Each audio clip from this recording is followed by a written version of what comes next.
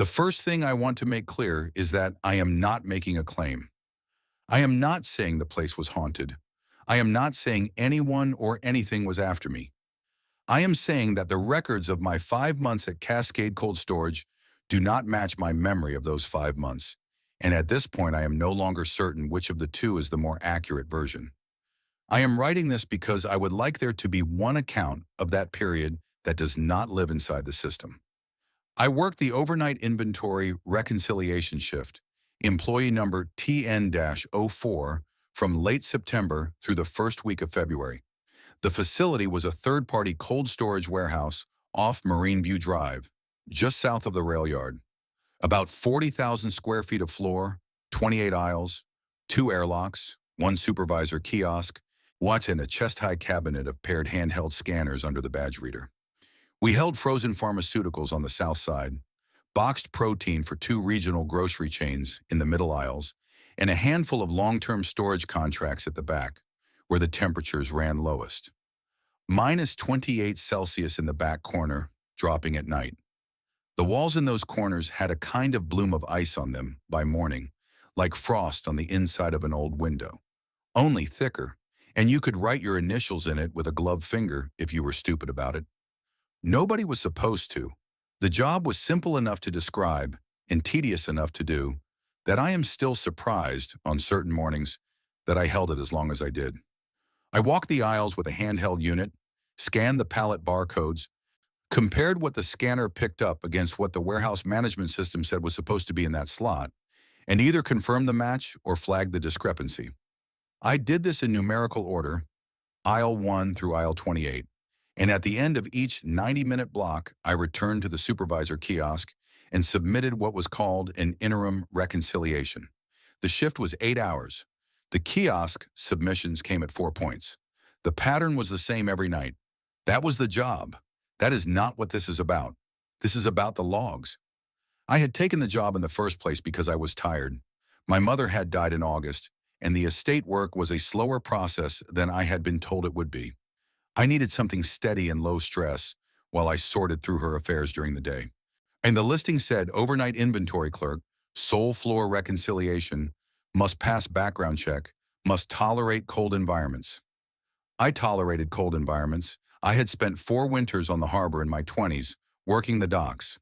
40,000 square feet at -4 Celsius in the loading aisles seemed almost mild by comparison. The interview was at 10 in the morning, in a portable office attached to the side of the warehouse.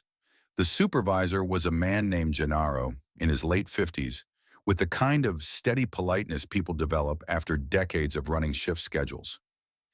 He explained the position in detail and made a point of saying it was not security. There was a security company that handled the perimeter. My job was strictly inventory. He emphasized the word strictly twice. He said I was not to investigate movement, he was not to investigate sound, was not to attempt to identify any person I encountered on the floor. If I encountered anyone on the floor, I was to return to the kiosk, log it, and call him directly.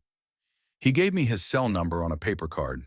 I still have it, weighted under a coffee cup at the edge of the table I am writing this on. He explained the procedures the way a person explains how to use a piece of equipment they have used 1,000 times themselves. There would be a pre-shift gear check at the airlock. The system logged it automatically when I scanned my badge, but I had to physically open and close each compartment of the cold weather kit so the airlock cameras saw it. There would be a paired scanner. Mine was Unit 04. I should never use any other unit, because the scanner was tied to my badge, and any work logged on the wrong unit would be flagged in audit, and I would have to explain it. I should walk the aisles in numerical order. I should not skip or backtrack. If I needed to use the bathroom, the sequence paused. The system logged the pause and resumed when I scanned back in. I should submit an interim reconciliation at the kiosk every 90 minutes, even if I had nothing to report. I should not investigate discrepancies, only mark them.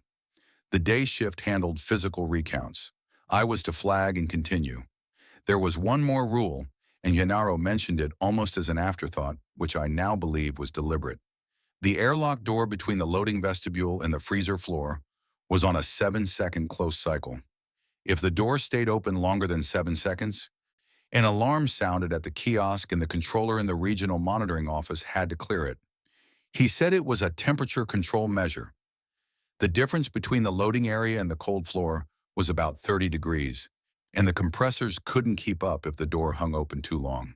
He also said that if the alarm sounded twice in one shift, the system locked the floor for 40 minutes while the temperature stabilized, and I would have to wait it out. He said this happened to new hires occasionally and that I would learn the timing in a week. He was right about that. By the end of my first week, I could walk through the airlock without thinking.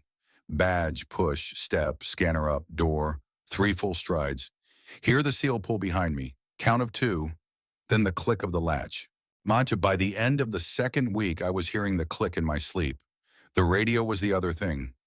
Every 30 minutes, the controller on duty in the regional monitoring office, a place I never went, 200 miles inland, would ping me on the floor radio for a presence check. Not a conversation, just a tone and a callback. I would say, TN-04, aisle whichever, all clear, and the controller would say, copy TN-04, and the line would drop. The controllers rotated. I never met any of them. I knew 3 of them by voice.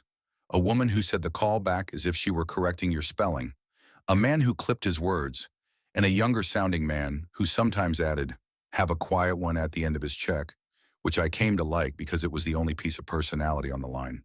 The other voices, of which there seemed to be more than 3, I never quite identified. The work itself was almost meditative for the first few weeks. Walking the aisles in order, watching the scanner glow green for matches and yellow for needs recount, and red for absent from slot. Most matches, a handful of yellows per shift. Reds were rare. My job was to keep moving. The cold was real but manageable in the gear, and the only sounds on the floor were the compressors cycling, the soft electronic chime of the scanner, and once an hour the sigh of the airlock as the loading dock's automated door cycled. The lights in the aisles were on motion detect for energy reasons. They came on as I approached and faded behind me. I learned the rhythm of that too. There was a small comfort in seeing the next aisle's lights wake up before I turned the corner, the warehouse acknowledging me in a kind of quiet welcome. I noticed eventually that the lights came on a beat earlier than they should have. Not enough to call it strange, enough to call it well-calibrated. I am being honest about this. At the time, I thought it was well-calibrated. The first time I caught something I could not explain, I was about 6 weeks in. It was a Tuesday late October, the floor was quiet, and I had reached aisle 17. Frozen poultry mostly and stacked white cartons under shrink wrap. The scanner in my hand chimed green for the first 6 pallets, and then chimed green again before I had pointed it at the 7th. I stopped. I looked at the screen. The screen showed pallet 17-chi scanned, matched, time-stamped to within the second. I had not raised the unit. My arm was at my side. I lifted the scanner, aimed it at 17G, and pulled the trigger. It chimed green again. The screen now showed 2 scans of 17G, 11 seconds apart. I stood there for a few moments. The aisle lights were on. The compressors were cycling. There was nothing else to see. I considered briefly whether I had pulled the trigger without noticing. I had been on shift for almost 5 hours and was not inattentive, but not sharp either. I decided the simplest explanation was that I had double pulled the trigger and forgotten the first time. The scanner registered both. I made a note to be more deliberate with the trigger and continued on. I did not flag it because there was nothing to flag. The pallet was where it should have been, only the timing was strange, and the timing was not part of the reconciliation. I did not even include it in the interim report at the kiosk an hour later, but I remembered it. The next night the scanner did not chime early. I watched for it. It chimed exactly when I pulled the trigger, every time for all 8 hours. I felt almost foolish. The night after that, a Thursday, it happened again. Aisle 4, pharmaceuticals, in the smaller blue-banded crates that the regional clinics rotated through. I scanned 4B, 4C, 4D. Between 4D and 4E, the scanner chimed green a half-second early. The screen showed 4E already logged. I pointed it at 4E and pulled the trigger anyway. It chimed green. 2 entries. I returned to the kiosk at the end of the block and pulled up my own reconciliation log to look at it. The doubled scans were there in the audit trail, identical timestamps to within milliseconds. And there were now 3 of them. The original, 17G from Tuesday and 2 from tonight. I opened the supervisor's reconciliation manual on the kiosk terminal. There was a note about double trigger events. They were a known artifact of the older scanners. The fix was to repair the unit at the airlock cabinet. I did this. I returned to the floor. I finished the shift without further incident. I did not think about it again for almost 2 weeks. The second class of anomaly was the lights. I had said earlier that the aisle lights came on a beat before I turned the corner. This was true throughout my time there, and after a while I assumed it was simply that the motion sensors had a generous detection radius and were responding to my approach from the previous aisle. The geometry seemed to support it. The sensors were mounted high. As they caught a lot of floor. What I noticed eventually was that the lights came on the right amount of time before I turned the corner. The same amount every time. It did not vary with my pace. I tested this without quite admitting to myself that I was testing it. I walked aisle 19 at my usual speed. The lights in aisle 20 came on at 4 steps out. I walked aisle 19 slower. The lights in aisle 20 came on at 4 steps out. I walked aisle 19 so quickly I nearly slipped on a patch of frost. The lights in aisle 20 came on at 4 steps out. The simplest explanation was that the lights were on a fixed timer keyed to my proximity at the prior aisle's far sensor. That would produce a consistent lead. It was a perfectly ordinary system feature. I told myself this and was satisfied for almost a week. And then I noticed that the lights also came on for me when I did not turn into the next aisle. When I stopped at the cross corridor and went back to retrieve a glove I had dropped 2 aisles earlier. The lights of aisle 20 came on. They came on for the 4-step lead. Then they faded after their cycle and the floor was dark again. And I was in aisle 17, picking up a glove with no one in aisle 20. I stood for a while in the dark of the cross corridor. I will be honest, I did not feel afraid.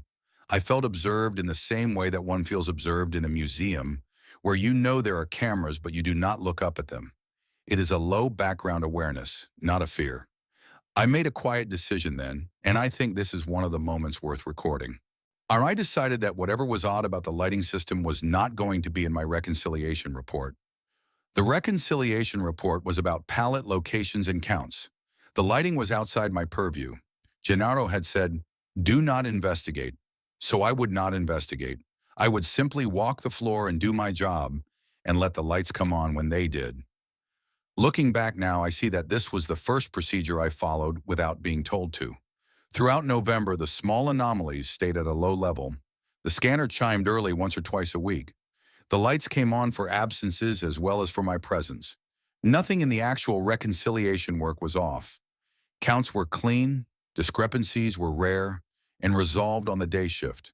And Gennaro called me twice in that period only to compliment my consistency. I had what he called the lowest variance on the night roster. I took this in the spirit it was offered. It was a kind thing to say. But there were other things. There was a smell on the floor that I noticed during the 3rd week of November and could not place it first. It was not unpleasant. It was the sort of cold air smell you get from old refrigeration, a faintly metallic, slightly mineral, very dry smell, except that mixed into it irregularly was something organic, not rotten, not anything from the pallets. Something more like skin warmed inside cold clothing. I noticed it most strongly in the aisles I had just left.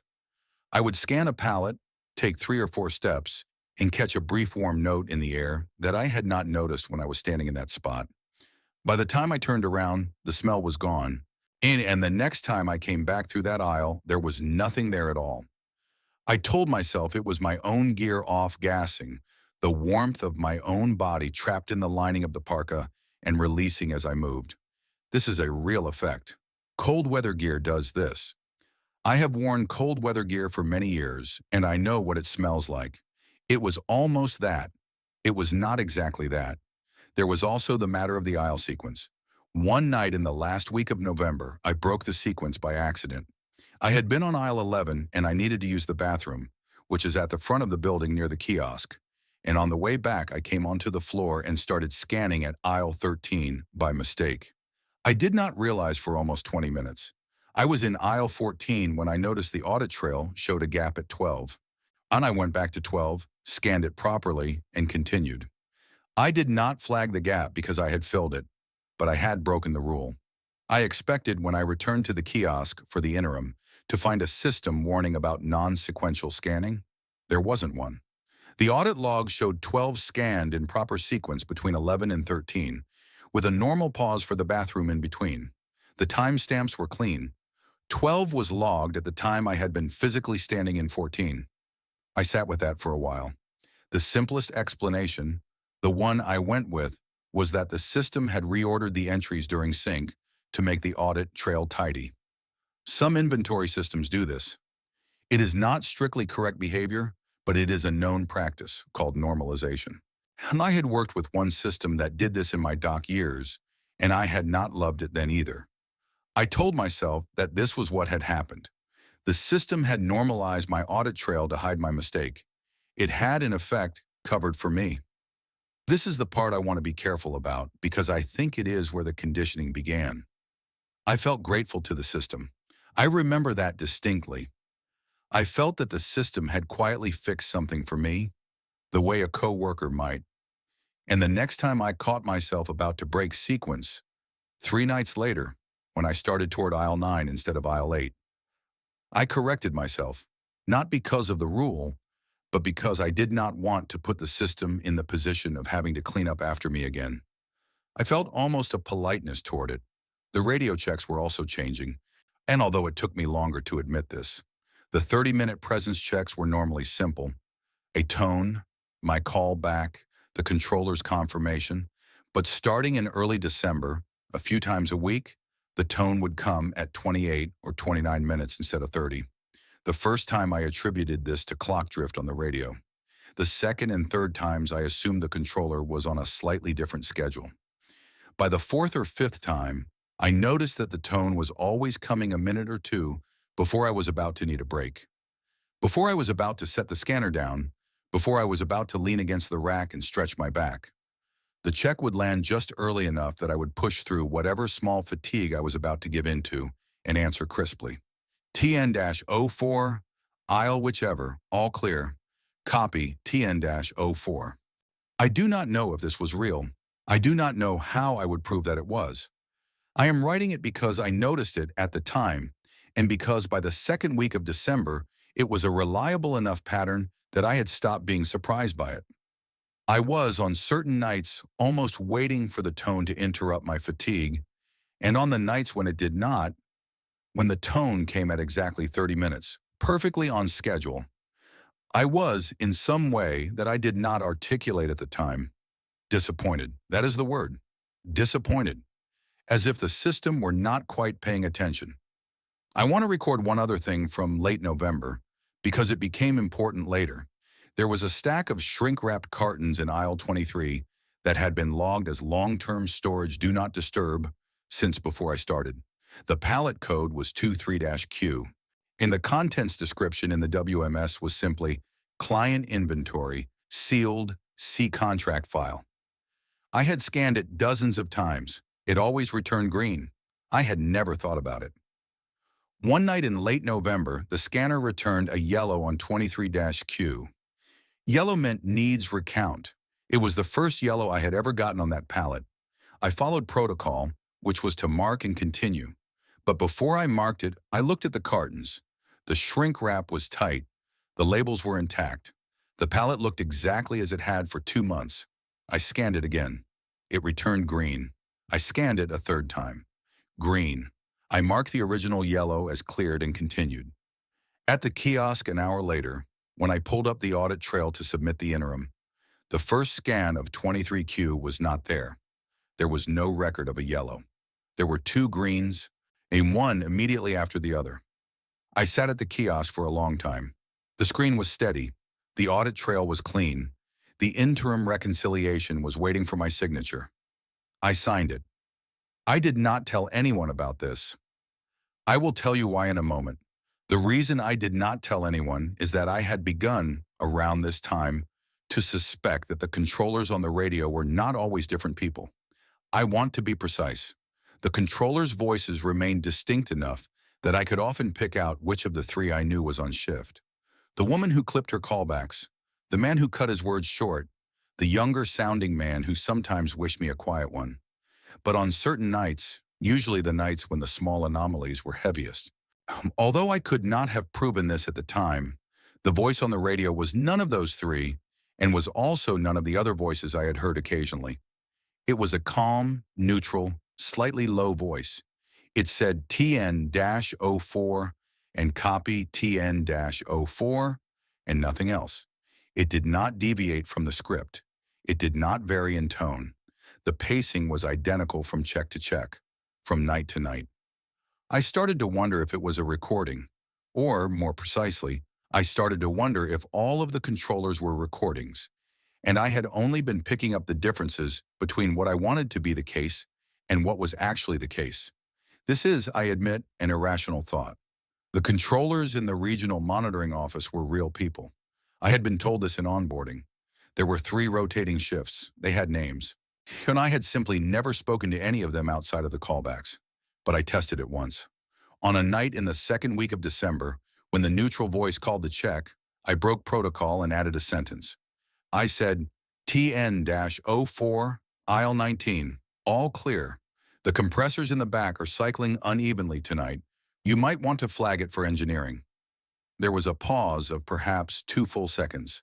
Then the voice said, copy TN-04.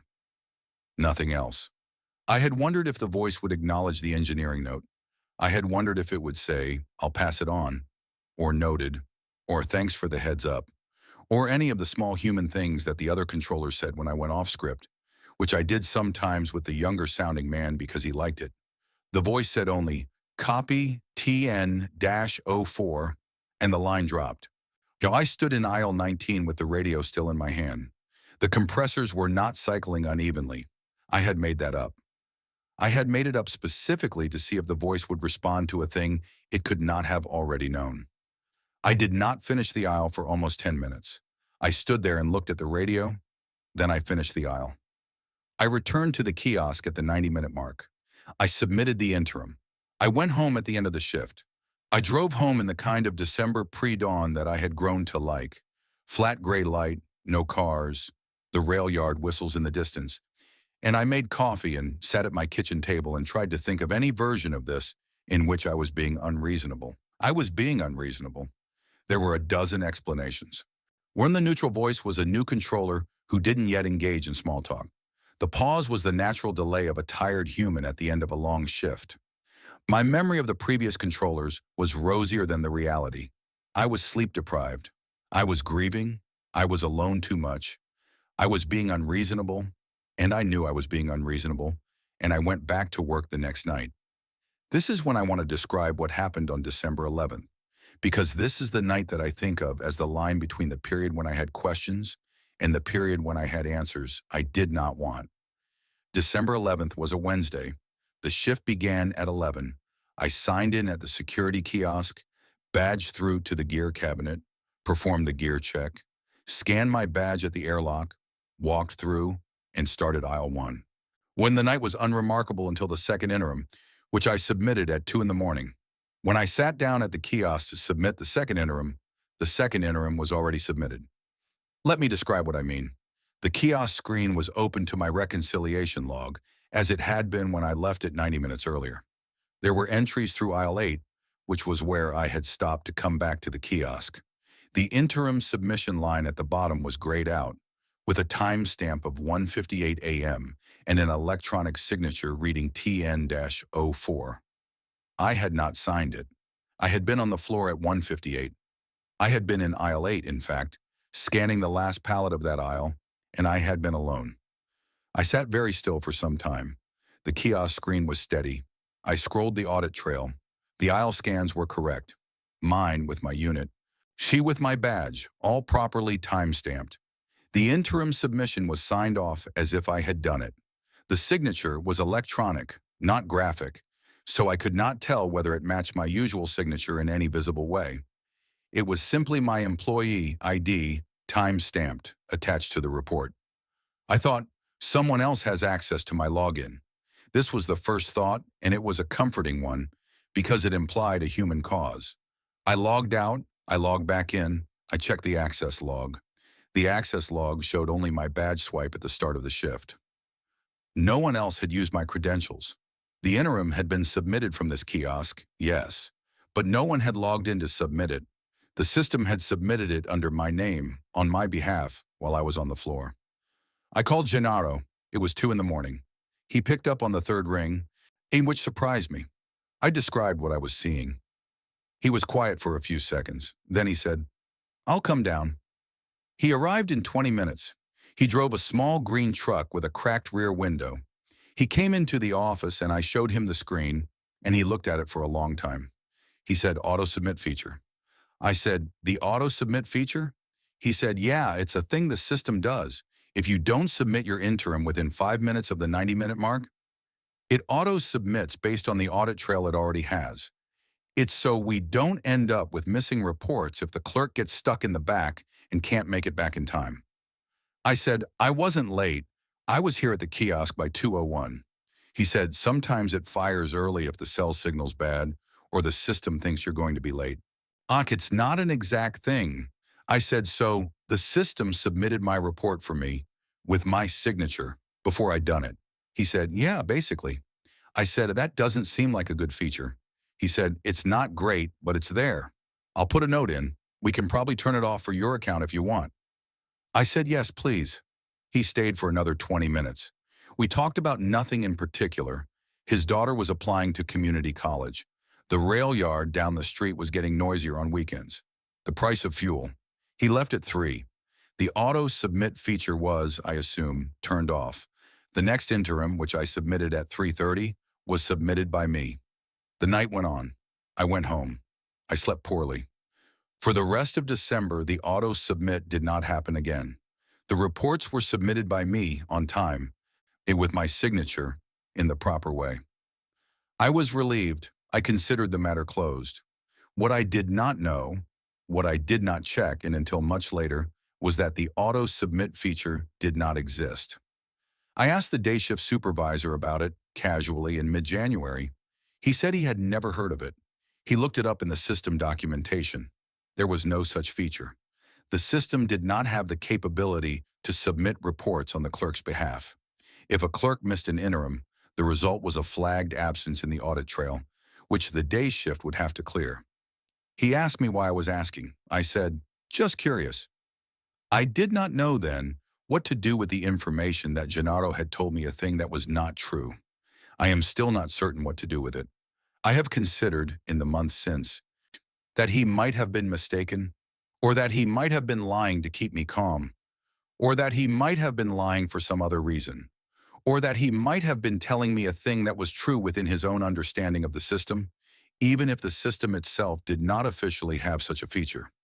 What I have not been able to consider, and what I am writing this account in part to consider now, is the possibility that the report on December 11th was submitted by something that knew my employee, ID, and signature, and the proper timing of an interim reconciliation, and that Gennaro recognized this when he saw it. The week between Christmas and New Year was quiet. The warehouse received reduced traffic during the holidays. One of the regional grocery chains was on a delivery pause, and the pharmaceutical client had a holiday slowdown. There were fewer pallets to reconcile, and fewer compressor cycles, and fewer of the small organic noises that I had begun, by this point, to associate with the floor. I worked 4 shifts in that week. They were the easiest of my time at Cascade Cold Storage. I went home each morning and slept normally. I cooked, I read. I was, for the first time since my mother had died, almost relaxed. I want to record this period because I think it was deliberate. I do not mean that I think the holiday slowdown was orchestrated for my benefit. The slowdown was real and would have happened with any clerk. What I mean is that the absence during that week, of the small anomalies that had filled November and December, was so complete and so unbroken that I came back into the new year believing the previous months had been an aberration. I had been fatigued. I had been grieving. I had been imagining patterns that were not there. The system had been operating exactly as it should. The doubled scans had been my own thumb on the trigger. The lights had been on a generous timer. The audit trail had been normalized in a way that I should have known about. The auto-submit had been a feature that Gennaro had described imperfectly. The neutral voice on the radio had been a tired controller with no patience for small talk. I came back on January 2nd with the conviction that I had been the unreliable element in the previous months, not the warehouse. This conviction lasted, I would estimate, 4 shifts. On January 9th, a Friday, I noticed that I was already wearing one of the gloves before I reached the gear cabinet. It is a small thing to describe, and I want to describe it precisely. The gear cabinet was at the airlock vestibule, a stainless steel cabinet with 6 compartments: parka, overpants, balaclava, gloves, boots, headlamp. Each compartment had a sensor that registered open and closed. The gear check protocol required me to open and close each compartment in order, even if I were not changing the gear inside it. The cameras in the system both monitored this. The expected sequence of opens and closes generated a clean gear check log. A missed compartment would flag a warning. On the evening of January 9th, I came onto the floor of the vestibule with my left glove already on. The right glove I was holding in my hand. I do not remember putting on the left glove. I had no memory of opening the gloves compartment. The compartment was, when I checked, closed. I opened it. The right glove I was holding was in fact the right glove. The left glove from the cabinet was, I assume, already on my left hand. I performed the gear check normally. I opened and closed each compartment in order. The system logged a clean check. I went onto the floor. I told myself as I walked aisle 1 that I had simply put the left glove on without thinking about it on the way through the vestibule, the way one does small things automatically. I had been in the building for years now. The motions were automatic. I would not necessarily remember every motion. This was the explanation I gave myself, and it was a reasonable one. I want to be fair. It was a reasonable explanation. I am not even now prepared to say that I had not put the glove on without remembering it. What I will say is that on the following Monday, when I came into the vestibule, the left boot was on my left foot before I reached the gear cabinet. I noticed the boot because the boots were heavy and lined and not easy to miss. I had walked from the parking lot to the security kiosk in my regular shoes, and I had walked from the security kiosk to the vestibule in my regular shoes, and somewhere in the 8 feet between the badge reader and the gear cabinet, I had, apparently, removed my right shoe, put on the left boot, and taken nothing else from the cabinet. The cabinet was closed. The compartment was closed. The right boot was inside. I performed the gear check normally. I opened and closed each compartment in order.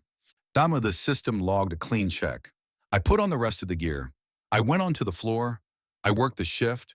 I want to emphasize this. I worked the shift. I scanned the aisles in numerical order. I submitted the interims at the proper times. I answered the radio checks crisply. I did the job. At 3 in the morning in aisle 23, I scanned 3-Q for the routine pass. I had scanned it dozens of times since the November yellow incident, and it had always returned green. On January 12th, at 3 in the morning, the screen returned a result I had not seen before. The screen returned a count. Cold storage pallets do not have item counts in the WMS. The system tracks pallets, not items. A pallet might contain 20 cartons or 200 cartons, but the WMS does not care about the contents of the cartons unless a contract specifies item-level tracking, which 23-Q did not. The reconciliation result is meant to be a binary, present or absent, with a yellow for needs recount. The screen on January 12th at 3 in the morning returned 23-Q, present, count 1. I stood in aisle 23 for some time. The pallet looked exactly as it had for the previous 4 months. The shrink wrap was tight. The labels were intact. The pallet was a pallet. I scanned it again. The screen returned 23-Q, present, count 1. I scanned it a third time. The screen returned 23-Q, present, count 1. I marked the entry as standard and continued. I want to say that I marked it as standard because that was protocol, and protocol was what I followed when I had grown by this point so habituated to the procedure that the procedure was almost what I was in those 8 hours of the night, more than I was anything else. I want to say that I did not investigate the pallet. I did not unwrap the shrink. I did not look at what was inside it. I did not even look at it for very long. I scanned, marked, and walked. On the way out of aisle 23, I felt the warm note in the air again, behind me. The faintly organic note that I had decided in November was my own gear off-gassing. I did not turn around. The next thing I want to record is the camera footage. On January 14th, the day shift supervisor, not Gennaro, the other one, a woman named Pell, called me into her office at the end of my shift. She was looking at a clip on her desktop monitor. She said she wanted me to verify something. Wow, the clip was from one of the floor cameras near the cross corridor between aisles 15 and 16 on the night of January 12th. The clip was about 40 seconds long. It showed me walking from 16 into the cross corridor, stopping, looking at my scanner, marking something, and then continuing into 17. I had no memory of stopping in the cross corridor on January 12th. I had not stopped to mark anything. I had been moving steadily that night. Pell asked me what I had been marking. I said I did not remember. She said, "You logged a yellow at 15D at this time. I just wanted to confirm it was you." I said it was me. She said, "Okay, thanks." I left her office. I drove home. I sat in my kitchen with the lights off for a long time, looking at the wall, trying to remember the cross corridor between 15 and 16 on the night of January 12th. I could remember the rest of that shift in detail. I could remember 23Q. I could remember the warm note in the air. I could remember the radio check that came at 28 minutes instead of 30. I could not remember the cross corridor, but I remembered very clearly, looking at Pell's monitor, that the figure walking through the cross corridor in the clip had been wearing both gloves correctly and had been walking in the right gear, and had marked the yellow on 15D in the proper way, and had moved on through aisle 16 with the steady, careful pace that I had developed over 4 months and which I would have recognized as my own pace on any monitor in any building. It had been me. The clip had been me. So I had no memory of being there. This is the part of the account that I have rewritten the most times, because I want to be honest about it. I am still not sure whether I lost 40 seconds of memory on January 12th, or whether the system showed Pell 40 seconds of footage that I did not generate. I do not know which of those is the more frightening possibility. I do not know how to test either. What I can say is that after January 14th, I began to keep a separate notebook in my car. I wrote down each shift in detail, in my own handwriting, and I locked the notebook in the glove compartment. I did this for 2 weeks. The notebook is now in front of me as I write this. The notebook says I worked 9 shifts between January 14th and February 4th. The Cascade Cold Storage payroll system says I worked 13. And I want to describe the 4 shifts the payroll system claims I worked that the notebook does not contain. The payroll system lists shifts on January 16th, January 21st, January 27th, and February 1st. On each of those nights, the system shows me badged in at 10:58 p.m., gear checked, on the floor by 11:05, scanning aisles in proper sequence, submitting interims at 12:30, 2 o'clock, 3:30, and 5 o'clock, gear returned at 6:55, badged out at 7:01. The reconciliation logs for those nights are clean. Variance is low. There are no flags. On January 16th, my notebook says I went to bed at 9 in the evening and slept until 8 the next morning. I had been awake for some time before sleeping. I had read a book and made tea. The book was a paperback I had bought at an estate sale, a novel about a nun in post-war Italy. I made it about 30 pages, and I went to sleep with the book open on the bedspread. The receipt for the tea was in my kitchen wastebasket the next morning. On January 21st, my notebook says I drove out to my mother's house, which had been empty since the funeral, and spent the evening sorting through boxes in the garage. I left at 4 in the afternoon. I returned home at almost midnight. I have a gas station receipt from 11:43 p.m., dated correctly, time-stamped on a printed slip. I have it in my wallet. I keep all my receipts in the wallet because I am behind on my taxes. On January 27th, my notebook says I had dinner with my brother and his wife. We ate at a Mexican restaurant near their house. My brother has photos on his phone. I am in 2 of them. On February 1st, my notebook says I was sick. I had a low fever for most of the day. I took a sleeping pill at 8 in the evening and slept 12 hours. On all 4 of those nights, the Cascade cold storage payroll system shows me at the warehouse.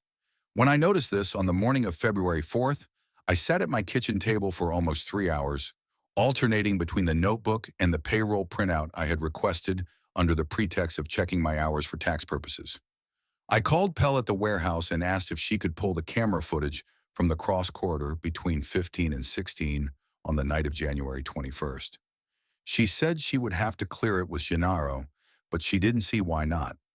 She called me back 2 hours later. She said the footage from the night of January 21st was unavailable.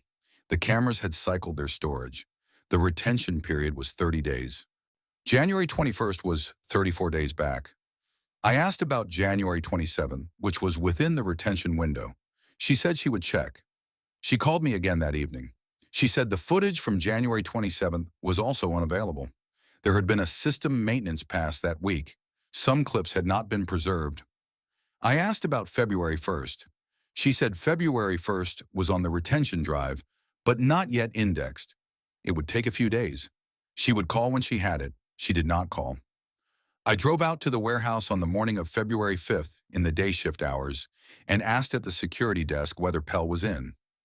The day clerk at the desk, not someone I had met before, said Pell had taken a personal leave and would be out indefinitely. I asked when she had left. The day clerk said February 4th in the afternoon. I went home and called Gennaro. He did not pick up. I left a message. He did not call back. I worked one more shift on February 5th. The shift was unremarkable. The aisles scanned green. The interims submitted on time. The radio checks came at 30 minutes. The neutral voice was on the radio. It said TN-04 and copy TN-04 and nothing else. At the end of the shift, when I returned to the gear cabinet to remove my equipment, I noticed that the right boot compartment was open. I had not opened it. The right boot was inside in its proper position. The left boot was on my left foot. I removed my gear. I closed the compartments in order. The system logged a clean check. I badged out at 7. I drove home. I did not go back. I called the staffing agency that had placed me at Cascade and gave 2 weeks' notice that morning. The agency representative said she was sorry to lose me but understood. She said the warehouse had given me a strong final review. She said the supervisor, she did not say which, had marked me as highly reliable, exceeds variance targets, well-conditioned to procedure. The phrase she used was well-conditioned to procedure. I did not say anything. I thanked her. I hung up the phone. It has been almost 3 months since my last shift. I am writing this from my kitchen table, with the notebook in front of me, the payroll printout next to it, and a paper card with Gennaro's cell number weighted under a coffee cup so that it does not slide off the edge of the table. I have called the number twice in the past month. It rings without going to voicemail, the way numbers do when the line is still active, but the person on the other end has chosen not to set up a voicemail box. I am not a person who is given to drama. I worked dock jobs for years. I sorted through my mother's estate without falling apart. I have spent most of my life around procedures, and I respect them. I tell you this because I want to be clear that what I am about to write, I am writing carefully. I have noticed in the past few weeks that some of my movements at home are not entirely my own. I do not mean this in any large way. I mean that on certain mornings I find that I have already poured the coffee before I have walked into the kitchen. I mean that my keys have moved from the counter to the table without my having moved them. I mean that on one occasion I came back from the grocery store with a bag of items I do not remember selecting. Long shelf life things, dry goods, the kinds of things you would store. I mean that the receipt for those items was time-stamped to a moment when I am almost certain I was still in the parking lot, getting out of the car. I mean that the lights in the hallway between my bedroom and the kitchen have begun to come on a beat earlier than they used to. I do not know whether the warehouse system continues to log shifts for me. I have not requested another payroll printout. I have not contacted the agency. I have not gone back to the building. I am almost certain that the building does not need me to be in it for the system to continue to operate as it has. I am writing this account because I want there to be a record outside the system. I am aware, as I write this, that the keystrokes are appearing on the screen a beat before my fingers reach the keys. I am aware of this, and I am choosing to continue typing. That is the part I find most difficult to explain.